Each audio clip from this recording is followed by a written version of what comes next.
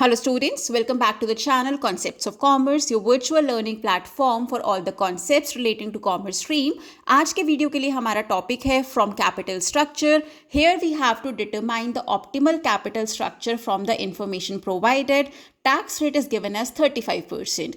So इस तरह के क्वेश्चन में क्या होता है, आपको proportion of debt given होता है, proportion of equity given होता है, then you have cost of debt and cost of equity, and you have to suggest the optimal structure from the given options. ये सब आपको options given है, that means 1 2 3 4 5 and 6 options आपको यहाँ पर given है. You need to suggest to the company कि इनमें से optimal capital structure कौन सा है. First of all, optimal capital structure कौन सा होता है जहाँ पर cost of capital minimum होता है. So first of all, let's understand the question, then we'll start solving the same.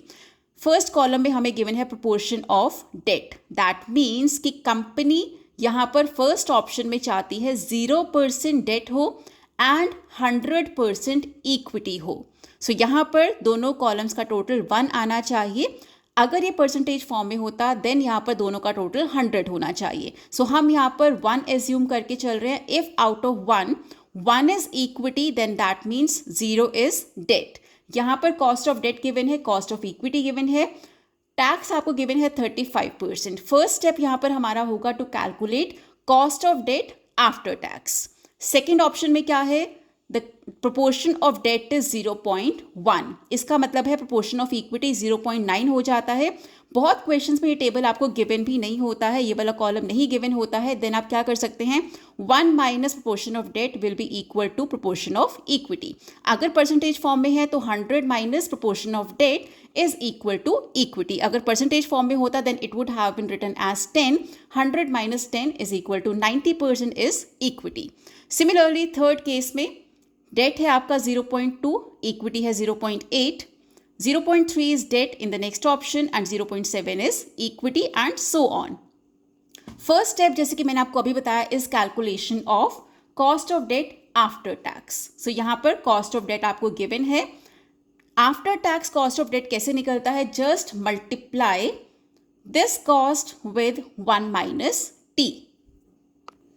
अब हम इसे यहाँ पर सॉल्व करके भी देखते हैं, बिकॉज बहुत बार बच्चे बहुत गलतियाँ करते हैं कैलकुलेशन में when basically decimals are involve. तो यहाँ पर 1 माइनस टी क्या होगा, 1 minus T. T is given as 35%, आप उसे 0.35 भी लिख सकते हैं. That means 1 minus T is 0.65. इससे आप मल्टीप्लाई करेंगे कॉस्ट ऑफ डेट से which is 0.10. So that means after tax cost of debt is 0.065. Second case में अगेन कॉस्ट ऑफ डेट 0.10 है, टैक्स 35 है, so it is same. Third case में भी it will B same. Next case में क्या है, आपका कॉस्ट ऑफ डेट हो जाता है 0.11. सो अगेन आपको सेम प्रोसीजर फॉलो करना है. पहले you will calculate 1 minus T, you get 0.65 into cost of debt that is 0.11. This gives you after tax cost of debt that is 0.0715. Similarly, you can calculate for the given options as well. इसके बाद सबसे important, सबसे main step जो होगा that is calculation of cost of capital or we can say overall cost of capital जो हम calculate करेंगे. That is the next major step in the question. I hope it is very much visible to all of you. So यहाँ पर आपको क्या करना है, you just have to follow the simple formula. ये जितना complex देखने में लग रहा है उतना complex नहीं होता है. Just a calculation, you need to be very much focused when you are solving the sum. So यहाँ पर the formula is first of all B you have to take. B यहाँ पर क्या है, borrowings. Borrowings is your debt.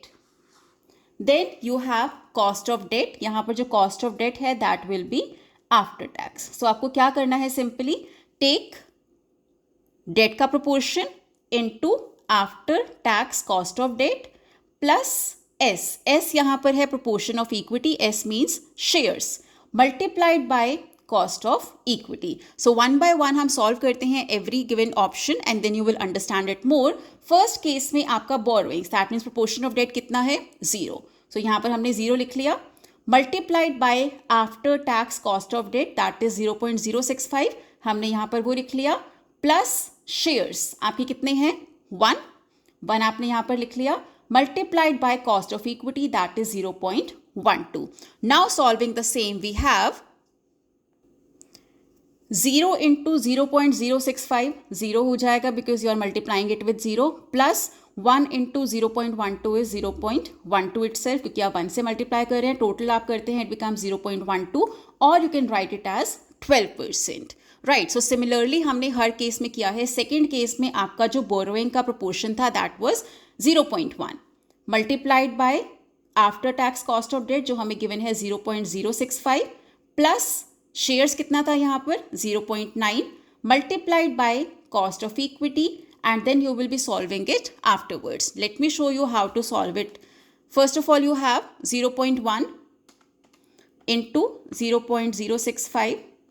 Baud मास यहाँ पर हम follow करेंगे. सो इसको सॉल्व करने से आता है 0.0065 प्लस आपको क्या करना है, next you have 0.9 into 0.12, so you get 0.108. अब इन दोनों नंबर्स को आपको ऐड कर लेना है.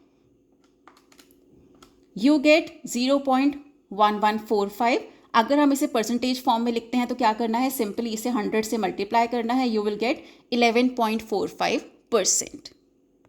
सिमिलरली हर गिवन ऑप्शन में आपको यही करना है. यहाँ पर आपको बोरोइंग लेना है, that means your proportion of debt, multiply it with after tax cost of debt plus proportion of equity जिसे हम एस से डिनोट कर रहे हैं, multiplied by cost of equity. पहले आपको इसे सॉल्व करना है, right it here, then solve this, write it here.